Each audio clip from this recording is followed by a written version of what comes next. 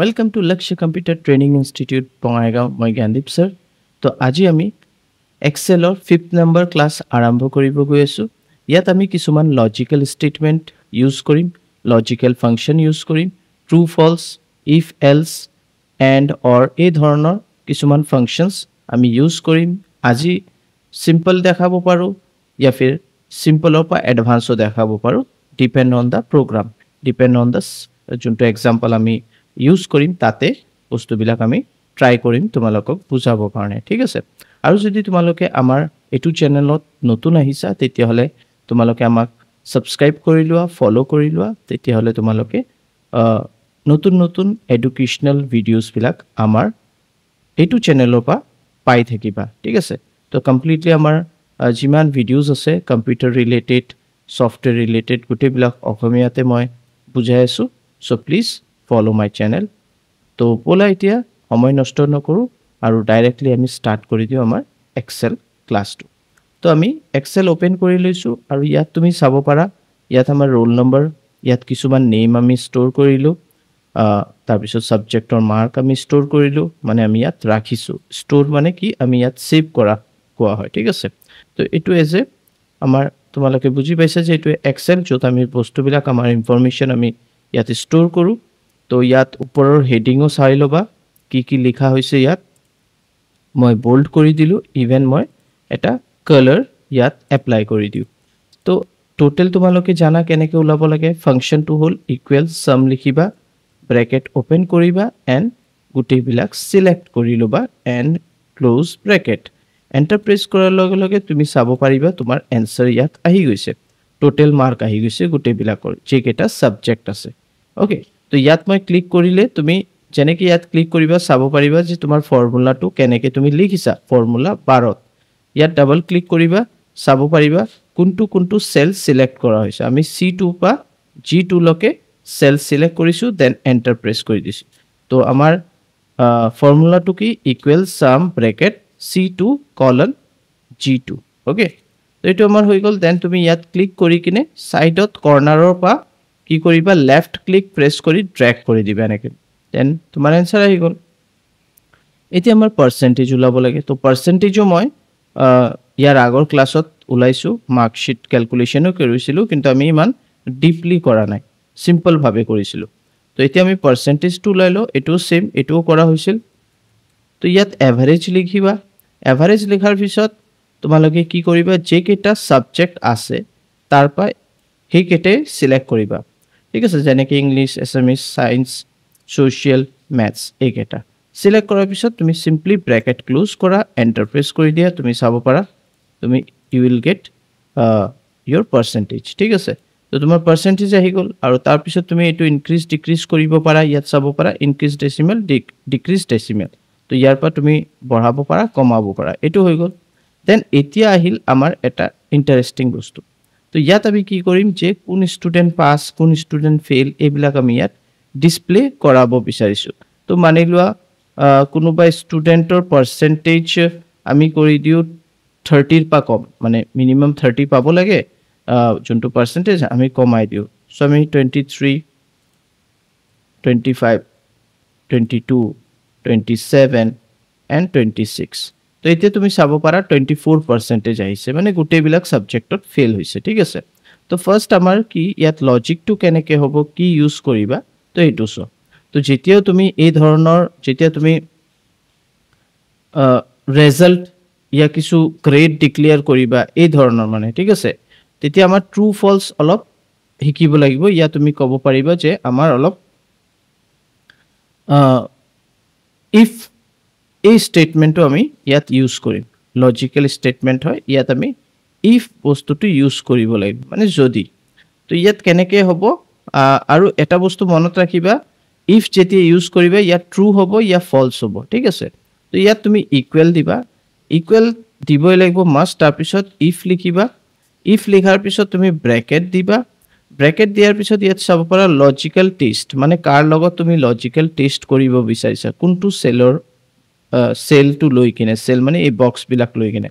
তো আমি পার্সেন্টেজক লৈ কিনে এতিয়া ক্যালকুলেশন মানে আমি কম্পেয়াৰ কৰিম। যদি আমাৰ পাৰ্সেন্টেজটো সিলেক্ট কৰিলো, আমাৰ পাৰ্চেন্টেজটো যদি ইয়াত আমি এতিয়া ইউজ কৰিম কম্পেৰিজন অপাৰেটৰ এইটো কোৱা হয় গ্ৰেটাৰ দেন ঠিক আছে আৰু এটা সিম্বল আছে এইটো হ'ল লেছাৰ দেন গ্ৰেটাৰ দেন তো লেছ ইয়া গ্ৰেটাৰ দেন তো আমাৰ যোনটো পাৰ্চেন্টেজ আছে এইটো কি হ'ব লাগে গ্ৰেটাৰ দেন অৰ ইকুৱেল মানে ডাঙৰ হ'ব লাগিব মানে আমাৰ পাৰ্চেন্টেজটো ডাঙৰ হ'ব লাগিব ইয়া ইকুৱেল হ'ব লাগিব কাৰ কিমানৰ পৰা 30 পা মানে 30 হ'ল তোমাৰ মেইন এটা ভ্যালু তুমি সেট কৰি লৈছা এটো 40 হ'ব পাৰে 50 হ'ব পাৰে তো এজ মানে আমাৰ ইউনিভাৰ্সিটি নম ইয়া আমাৰ যোনটো সেবা আছে ইয়া সিবিএসই সবতে 30 35 এটা কিবা এটা পার্সেন্টেজ আছে সেই পার্সেন্টেজ মতে মানে সেই পার্সেন্টেজটো পালেহে আমি স্টুডেন্টক পাস কৰাব পাৰো ইয়া ইকুৱেল টু 30% হ'ব লাগিব ইয়া 40% হ'ব লাগিব তেনেকা তো ইয়া তুমি চাব পাৰা ইফ যদি তোমাৰ আৰু মই কোনটো সেল সিলেক্ট কৰিছো পাৰ্সেন্টেজৰ ঠিক আছে যদি পাৰ্সেন্টেজটো 30 ৰ ওপৰত হয় ইয়া 30 হয় ইয়াত ইকুৱেল দি আছে মানে 30 হ'ব পাৰে ইয়া 30 ৰ ওপৰত হ'ব পাৰে সো আমি এটুক ফার্স্ট যোনটো স্টেপ ফার্স্ট যেতিয়া তুমি কমা দি কিনে লিখিবা ইয়াত পাস লিখিবা মানে এটো ট্ৰু হয় হসা হয় আৰু নহয় তো তুমি ফলস মানে ফেল লিখিব পাৰা ঠিক আছে এটো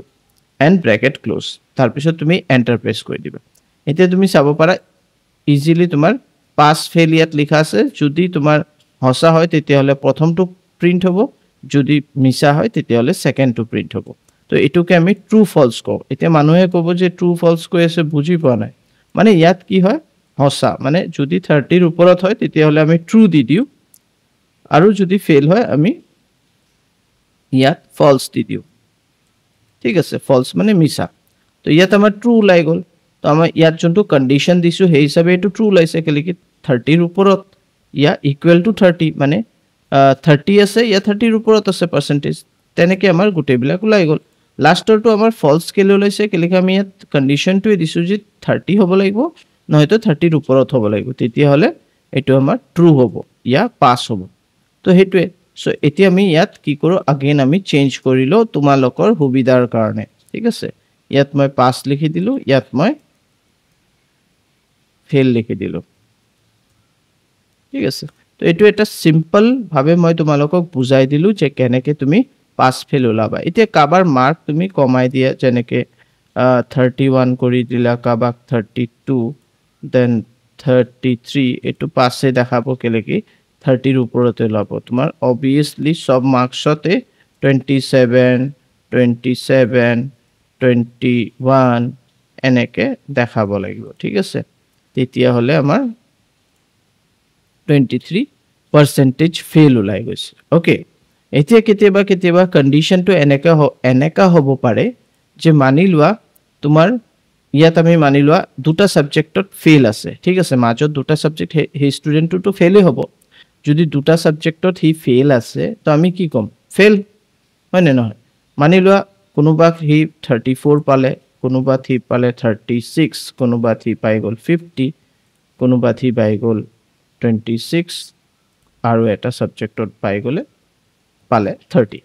তো এতিয়া ইয়াত 33% মানে পাস এটো তো এটো আমাৰ आंसर কি ভুল ওলাই আছে কেলে কি ইয়াত তো স্টুডেন্ট ফেল হৈছে দুটা সাবজেক্ট ইয়াত স্টুডেন্ট দুটা সাবজেক্টত ফেল হৈছে মই সিম্পলি ইয়াত তোমাক দেখাই দিও ইয়াত ফেল হৈছে চাব পাৰা ৰেড কালাৰ দি দিছো মাৰ্ক ঠিক আছে তো ইয়াত তুমি বুজি পাইছা যে यस স্টুডেন্টটো তো ফেল হৈ আছে তো কি হ'ব তেতিয়া তুমি কন্ডিশনটো কেনেকে ইউজ কৰিবা তেতিয়া হলে আমি এটা কাম কৰো ইয়াত আমি স্ট্যাটাস দি দিও ঠিক আছে ইয়াত আমি রেজাল্ট বুলি লিখি দিও ঠিক আছে ইয়াত আমি রেজাল্ট লিখি দিলো এন্ড আমি এবিলাক ডিলিট কৰি দিও তোমালোকে যদি ভাবিছা যে মই নহয় এটো মোৰ লাগিব এটো মোৰ ই কৰিব লাগিব মানে ৰাখিব বিচাৰিছা দেন ৰাখিব পাৰা আদাৰওয়াইজ এটো বেটাৰ হ'ব যে আমি এটো ডিলিট কৰি দিও আমি এটা নতুন প্ৰসেস ইয়াত ইউজ কৰিম মানে নতুন এটা টেকনিক ইউজ কৰিম তো নতুন টেকনিকটো কি হ'ব আমি এটা সাবজেক্ট সাম যে 30 ৰ ওপৰত পাইছে না নাই আমি পাৰ্সেন্টেজৰ ওপৰত একো ক্যালকুলেট নকৰো পাৰ্সেন্টেজৰ ওপৰত ক্যালকুলেট হ'ব আমাৰ grade first division second division third division হেতু কিন্তু ৰেজাল্টত আমাৰ ডিক্লেয়াৰ হ'ব কোন পাস কোন ফেল ঠিক আছে আৰু ৰেজাল্টটো আমি কেনেকৈ ওলাম এটা সাবজেক্ট চাই কিনে আমি চেক কৰিম যে ষ্টুডেণ্ট গোটেইবিলাক ছাবজেক্টত পাছ আছে নে নাই যদি গোটেইবিলাক ছাবজেক্টত সি পাছ আছে তেতিয়াহ'লে আমি ইয়াত পাছ ডিক্লেয়াৰ কৰিম আদাৰৱাইজ ডিক্লেয়াৰ নকৰোঁ আমি ফেইল ডিক্লেয়াৰ কৰিম তো ব'লা কেনেকৈ হ'ব ইকুৱেল দিয়া ইফ লিখা ব্ৰেকেট দিয়া এতিয়া তুমি কি কৰিবা এইটো সিলেক্ট কৰিলা then greater than equal to 30 আচ্ছা ইয়াত আৰু এটা বস্তু আমি এতিয়া ইউজ কৰিব লাগিব সেইটো হ'ল এণ্ড অপাৰেটৰৰ মানে হ'ল যে এণ্ড মানে গোটেইবিলাক কাৰেক্ট হ'ব লাগিব গোটেইবিলাক মানে ট্ৰু হ'ব লাগিব তেতিয়াহ'লে আমি আগবাঢ়িব পাৰিম মানে পাছ ডিক্লেয়াৰ কৰিব পাৰিম নহয়তো ফলছ ডিক্লেয়াৰ ইয়া ফিৰ ফেইল ডিক্লেয়াৰ কৰিব লাগিব ঠিক আছে ফেইল ডিক্লেয়াৰ কৰিব লাগিব এতিয়া কথা হ'ল যে এণ্ড অপাৰেটৰ কেনেকৈ হ'ব কি হ'ব এণ্ড অপাৰেটৰ সিম্পলি তোমালোকক কৈ দিছোঁ এণ্ড অপাৰেটৰ মানে যেনেকৈ ইংলিছ আছে এছামিছ আছে সায়েন্স আছে গোটেইবিলাক সি চেক কৰিব এটাকে যে গোটেইবিলাক কাৰেক্ট হয় নে নাই গোটেইবিলাক 30 ওপৰত পাইছে নে নাই তেতিয়াহ'লে সি পাছ ডিক্লেয়াৰ কৰিব নহয়তো ফেইল ডিক্লেয়াৰ কৰিব যদি তুমি অৰ ডিক্লেয়াৰ কৰা অৰ মানে হ'ল অথবা পাছ হ'লে হ'ল নহ'লে নাই কোনো প্ৰবলেম নাই লাষ্টত সি পাছ ডিক্লেয়াৰ কৰি দিব দুই তিনিটা সাবজেক্ট সি ফেইল কৰিলেও পাছ ডিক্লেয়াৰ কৰিব কিন্তু এণ্ড হ'লে মানে সেই এই পাঁচটা সাবজেক্টত সি পাছ দেখাবই লাগিব তেতিয়াহ'লে আমি ডিক্লেয়াৰ কৰিব পাৰিম ইয়া ঘোষণা কৰিব পাৰিম যে ষ্টুডেণ্টটো পাছ তো কেনেকৈ হ'ব এণ্ড লিখিবা ইকুৱেল ইফ ব্ৰেকেট এণ্ড তো ষ্টুডেণ্টে মেক্সিমাম কি ভুল কৰে মানে লিখাত মানে সিহঁতি যেতিয়া লজিকেল এইবিলাক ইউজ কৰে লজিকেল ষ্টেটমেণ্ট এণ্ড অৰ তেতিয়া ইহঁতি মিষ্টেক্সবিলাক কৰে ইয়া লিখিব নোৱাৰে প্ৰপাৰলি মানে তোমাৰ কি কয় ফৰ্মুলাবিলাক ইয়া তোমাৰ যোনটো প্ৰগ্ৰামছ মানে এই সৰু মানে ষ্টেটমেণ্টবিলাক সিহঁতি লিখিব নোৱাৰে প্ৰপাৰলি ওকে তাৰ কাৰণে সিহঁতৰ মিষ্টেক হয় তো ইয়াত চাই লোৱা ভালকৈ আৰু সেইটো কৰি চাবা তো এণ্ড মই লিখি দিলোঁ প্ৰথমত ইকুৱেল ইফ লিখিলোঁ যদি তাৰপিছত মই দিছোঁ এণ্ড মানে গোটেইবিলাক এণ্ড মানে এটাকে সি চেক কৰিব আৰু এই গোটেইবিলাক পাছ হ'ব লাগিব চ' আমি ইংলিছটো চিলেক্ট কৰিলোঁ গ্ৰেটাৰ দেন ইকুৱেল টু 30 হ'ব লাগিব কমা দিলোঁ আগেন আমি এইটো চিলেক্ট কৰিলোঁ গ্ৰেটাৰ দেন ইকুৱেল টু 30 হ'ব লাগিব দেন আগেন আমি কমা দিলোঁ ইংলিছটো গ্ৰেটাৰ দেন ইকুৱেল টু 30 হ'ব লাগিব আগেন কমা দিলোঁ আকৌ ছ'চিয়েলটো চিলেক্ট কৰিলোঁ গ্ৰেটাৰ দেন ইকুৱেল টু 30 আৰু এই কষ্টটো তুমি খালি এবাৰ কৰিবা এইটো মনত ৰাখিবা এইটো ইমান আমাৰ এই বস্তুটো যে আমি লিখি আছোঁ এইটো এবাৰে হ'ব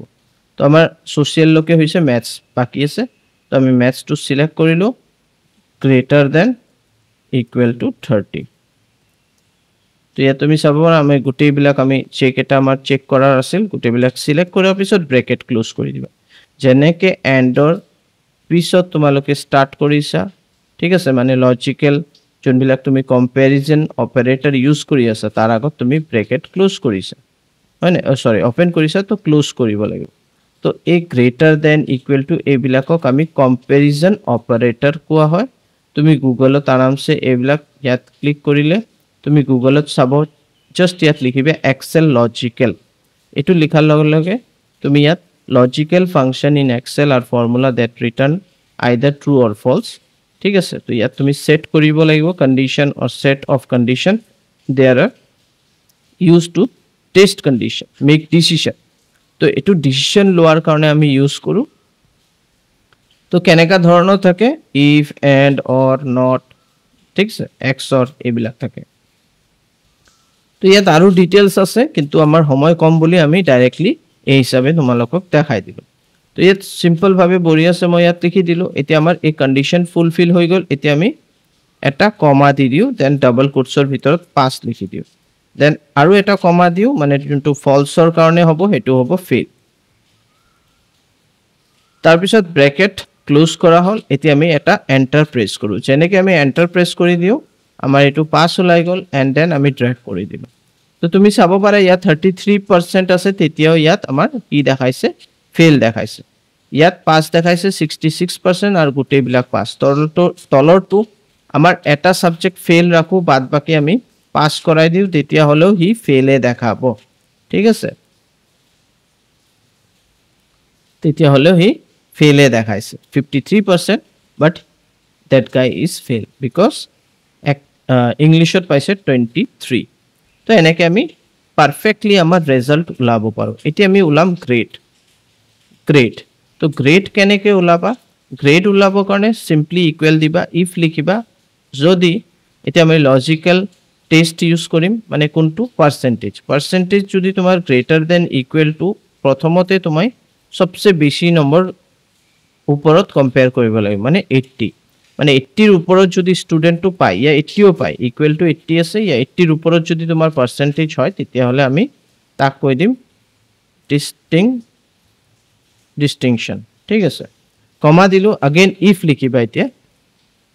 अगेन এতিয়া কমা দিয়াৰ পিছত अगेन ইফ মানে ইয়াত আমাৰ সিম্পলি যদি 80 ৰ ওপৰত পায় তেতিয়া আমি ডিস্টিংশন আদাৰৱাইজ নেক্সট স্টেপত যাবগে अगेन আমি এটো সিলেক্ট কৰিম গ্ৰেটাৰ দেন ইকুৱেল টু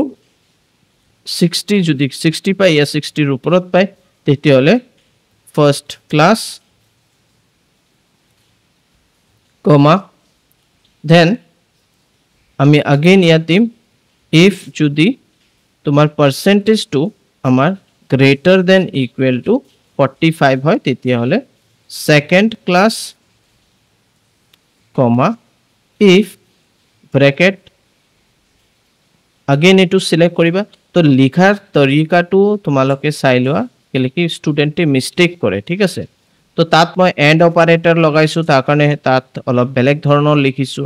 ইয়াত আমি এটা ইফ লিখি আছো আৰু চেক কৰি আছো বিকজ এটো লাষ্টত গৈ কিনে এটা ডাঙৰ কন্ডিশন হৈ যাব মানে এটা ডাঙৰ কব গলে তোমাৰ এটা ডাঙৰ লজিক্যাল স্টেটমেন্ট হ'ব লজিক্যাল আমি টেস্ট কৰি আছো সো এটো অলপ ডাঙৰ হ'ব ঠিক আছে তো এটাকে প্ৰথমত 80 ৰ ওপৰত ইয়া 80 হলে আমাৰ ডিস্টিংশন হ'ব 60 ইয়া 60 ৰ ওপৰত হলে আমাৰ ফার্স্ট ক্লাস হ'ব দেন अगेन 45 या 40 or 45 ৰ ওপৰত হলে সেকেন্ড ক্লাস হ'ব দেন अगेन আমি এটো সিলেক্ট কৰি আছো গ্ৰেটাৰ দেন ইকুৱেল টু 30 যদি 30 ৰ ওপৰত হয় তেতিয়া হলে ইয়া 30 হয় তো আমাৰ থাৰ্ড ক্লাস হ'ব and then কমা দিয়াৰ পিছত ইয়াত ফেইল দি দিয়া বাস and bracket তো লাষ্টত আমি ফেইল দিব লাগিব একদম at the end কেলে কি আমাৰ ইয়াত অলৰেডি কি হৈ গল সব কন্ডিশন আমি ইয়াত দি দিছো 80 ৰ ওপৰত হলে distinction first class second class then third class আৰু আমি ব্ৰেকেট ওপেন কৰি গৈ আছো ইয়াত ইফ লিখাৰ পিছত ব্ৰেকেট ওপেন ইয়াত ইফ লিখাৰ পিছত যেতিয়া আমি 60 লগত কম্পেয়াৰ কৰো ব্ৰেকেট ওপেন দেন 45 ৰ লগত যেতিয়া আমি কম্পেয়াৰ কৰো ব্ৰেকেট ওপেন এনেকে গুটেবিলাক ব্ৰেকেট ওপেন তো তুমি চাব পাৰা কেইটা ব্ৰেকেট ওপেন আছে এটা দুটা তিনটা চাৰিটা ব্ৰেকেট ওপেন আছে ঠিক আছে আৰু লাষ্টত আৰু কম্পেয়াৰ কৰাৰ একোৱে না থাকিল মানে থাৰ্ড ক্লাসৰ পিছত আৰু কি হ'ব 30 ৰ তলত পালে তো ফেইল হ'ব তো আমি কমা দি কিনে ফেইল লিখি দিছো এটো লিখাৰ পিছত তুমি সিম্পলি এটো পুৰা মাৰ্জ কৰিবৰ কাৰণে এটা দুটা তিনিটা চাৰিটা টোটাল চাৰিটা ব্ৰেকেট দি দিবা তেতিয়া হলে আমাৰ এটো কমপ্লিট হৈ যাব দেন তুমি এন্টাৰ প্ৰেছ কৰি দিবা আৰু তোমাৰ ইয়াত আহি গল এনসাৰ ফাৰ্স্ট ক্লাস তো ফাৰ্স্ট ক্লাস আহাৰ লগে লগে আমি গম পাই গলো যে ই ফাৰ্স্ট ডিভিজন পাইছে তেনেকে ট্ৰ্যাক কৰি দিয়া তো first class third first and second class তো ইয়াত কোনো ধৰণৰ আমাৰ ফেইল নে দেখায় ডাইৰেক্টলি বিকজ আমি ইয়াত পাৰ্সেন্টেজৰ ওপৰত কাম কৰি আছো এতিয়া যদি পাৰ্সেন্টেজ ৰিয়েলি বহুত কম হয় তেতিয়া হলে হি দেখাব ফেইল ঠিক আছে হেতু মানে একদম বহুত ৰেয়াৰ তো ইয়াত তুমি চাব পাৰা এতিয়া একদমে কম ওলাইছে ফেইল এতিয়া আমি একদম কৰি দিও প্ৰথমটো ইয়া এটো আমি কৰি দিও হি ডিস্টিংশন মাৰ্ক আমি ইয়াত শো কৰাই দিও ঠিক আছে তো এটো হ'ব তো ইয়াত চাব পাৰা ডিস্টিংশন পাইছে কেলে কি ই কেটামান সাবজেক্টত 80 ৰ ওপৰত পাইছে তো 83% হৈ গল ওকে তো আই থিংক তোমালোকে আমাৰ আজিৰ কনসেপ্টটো বুজি পাইছা বহুত ইজি হয় তোমালোক মই ইয়াত ক্লিক কৰাৰ লগে লগে তুমি চাব পাৰা আমাৰ আৰামছে ইয়াত